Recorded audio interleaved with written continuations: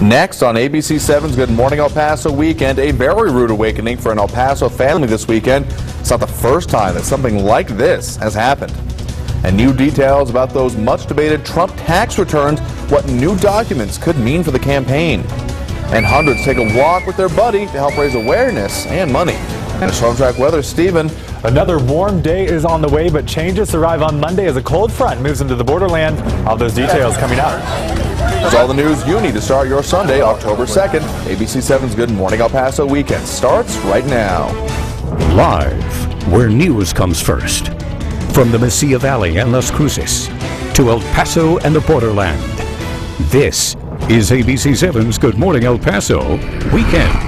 Well, good morning, El Paso, and thank you for joining us. I'm Andrew J. Polk. It was a big day for football in the borderland yesterday. Both UTEP and NMSU were looking for their big first conference wins this season. However, only NMSU would come out on top. We'll have your highlights coming up, but first, the New York Times claims it's obtained some of Donald Trump's tax records. The Times says Trump declared a $916 million loss on his 1995 state tax returns, which could have allowed him to legally avoid paying federal taxes, income tax, for up to 18 years the following. Trump's campaign issued a statement that Trump is not required to pay more in taxes than the law requires, but it did not deny that he did not pay federal taxes.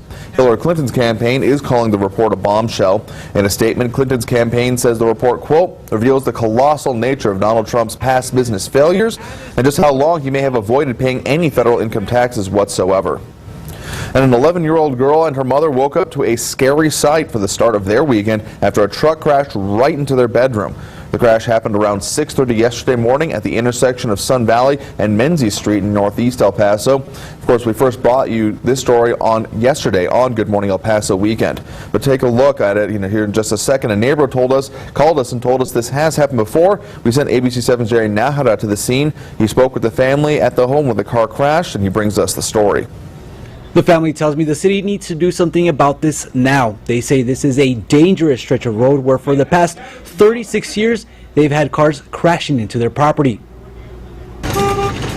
Sooner or later, it's going to take somebody dying for them to finally do something. If she had been going 5 to 10 miles faster, she would have killed the homeowner. Don Spencer is a friend of the family and has also lived at the home at the intersection of Sun Valley and Menzies. This turn is very dangerous. This curve is called Dead Man's Curve. Moses Grau, who lives a street away, heard the crash. Sounded like an explosion. Take a look at the aftermath. Furniture is unrecognizable. There was a dresser that was sitting next to the wall that was completely shattered. This is the bedroom. Spencer shows me where her friend and homeowner Kelly Perkins was lying when the truck plowed into her bedroom. This stuff happens when it's icy, when it's rainy, middle of the day, middle of the night. Most of the time it is because they're going too fast.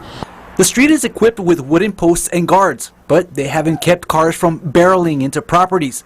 Residents say they've been begging for stop signs or speed bumps. They basically have told us that they cannot install speed bumps because of the fact that it is a 4-lane road. I want you to take a look at this. The impact was so strong that it actually impaled one of the pieces of furniture into the wall. All I felt was the vibrations and all the books and shelves fall on me.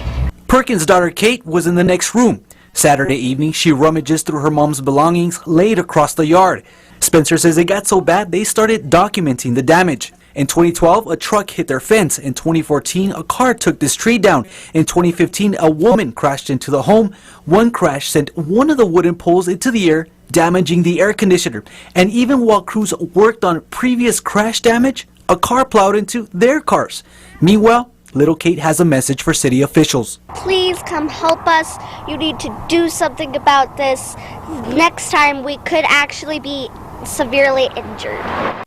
Homeowner Kelly Perkins, who was in the room when the truck plowed in, wasn't up to talking on camera. She had just gotten out of the hospital with serious bruises. She tells me the driver tried to reverse out of the crash, essentially burning rubber and filling the room with smoke, and she had to be treated. The driver was taken into custody. I'm Jerry Nahara with ABC 7. And the UTEP Miners are having a rough start to their season. UTEP was looking for its first conference win, but La Tech had other plans. In the first quarter, La Tech's Ryan Higgins finds his running back Jared Kraft in the flat, tiptoeing down the sidelines. La Tech would be the first to make it onto the board. Later in the fourth, they sealed the game effectively. It was Kraft on the draw, 70 yards all the way to the end zone, taking the life out of the Miners. They fall 1-4 on the year as they lose this one 28-7. But NMSU is celebrating a big win, hosting Louisiana Lafayette. First quarter, we have Tyler Rogers with the quick pass to Clayton Granch, shrugging off 2 tackles and rumbling into the end zone. Aggies take the lead there 7-0. Then later in the second quarter, we have Larry Rose III, who gets his first touchdown of 2016. Take a look. The Aggies take the lead from this play almost untouched. The game actually went into double overtime, but the Aggies took it 37-31. We'll have a full highlights of both games coming up in sports. But some new news this morning. 8 people were arrested this past month and are now facing state drug charges. Texas DPS Criminal Investigation Division says there were 8 people involved in prescription fraud and theft activities.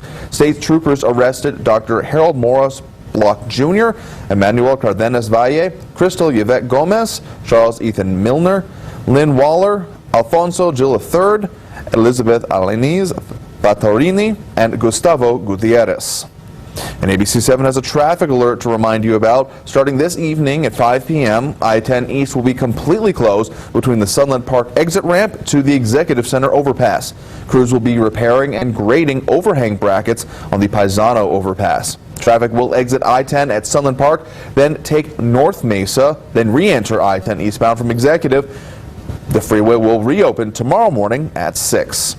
Beginning to our Storm Track weather now. Let's get your first forecast with Storm Track meteorologist Stephen Decatur. Good morning, Stephen. Good morning, Andrew. Yesterday started off about 10 degrees warmer than the prior day. Today we're starting off just where we were yesterday, so still a mild start to the day, but not a big of a change as what we saw the day prior. Now temperatures this afternoon will be a little bit warmer than what we saw yesterday afternoon, with temperatures making it into the middle to upper 80s. Some locations could touch 90, but again, starting off not too terribly bad. 65 in El Paso, still holding on to 59 in Las Cruces, 54 back towards Deming. Again, afternoon temperatures making a run at 90 in some spots. You can see 88 is official high forecast in El Paso. Plenty of sunshine around throughout the entire day. Wear that sunblock if you are heading out. Winds will be west at 10 to 15 miles an hour. Now changes will arrive for the day on Monday as a cold front works into the area, bringing us windy conditions and rain chances. I'll get to all that coming up. Andrew? All right, thanks, Stephen. Check back in just a bit. In the meantime, though, another candidate says they are running to become the city of El Paso's new mayor. According to our news partners at the El Paso Inc., City Rep Emma Acosta has confirmed to El Paso Inc. she's running for mayor next May. She's now the 7th candidate in the race. She's serving her second 4-year term on city council right now, so she's not able to run again for her district because of term limits, but she is able to run for mayor.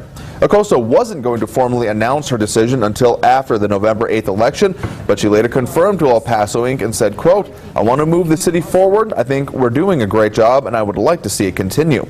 So to read more on this story, plus many others, pick up your copy of the El Paso Inc. Other stories this week include why a major Chinese manufacturer decided El Paso is the perfect place to do business and its big plans for growth. Also, how big is the new Army hospital going up on Fort Bliss? Would you believe 1 million square feet and 4,000 parking spaces? And as a local synagogue gets its first new rabbi in 30 years, the focus is now on innovation and families. El Paso Inc. is online at elpasoinc.com and available for home and business delivery. Call that number there at the bottom of your screen, 534-4422, to subscribe. And keeping a teen's memory alive by giving back. Based on the motto of 15-year-old Salvador Sanchez, who unexpectedly passed away earlier this year. Salvador played basketball at Santa Teresa High School. Yesterday, community members gathered at the Sunland Park Sports Complex for the first ever Everything's Going to Be All Right benefit concert.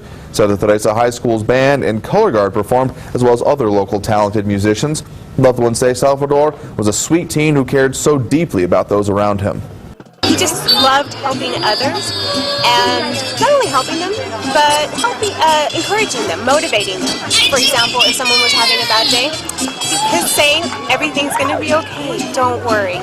If there was a problem in the family, "Oh, Dad had a bad day, Mom had a day," don't worry, everything's going to be okay. So we've taken his motto and his enthusiasm for helping others today, and that's why we're here. All money raised will benefit a scholarship in his name, which will go to help local students.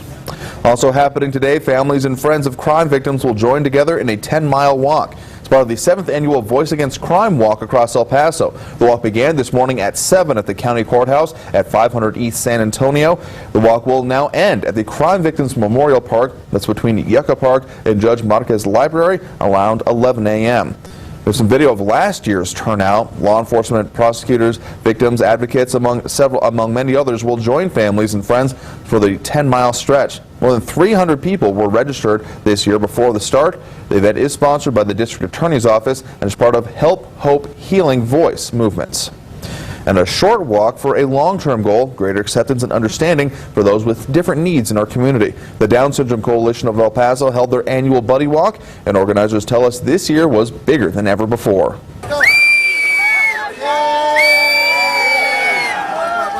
Supporting my goddaughter. What made you want to be, a part of this specific event? Because it's inspirational to see what a lot of these kids are doing. Give me the candy, you know what I'm saying?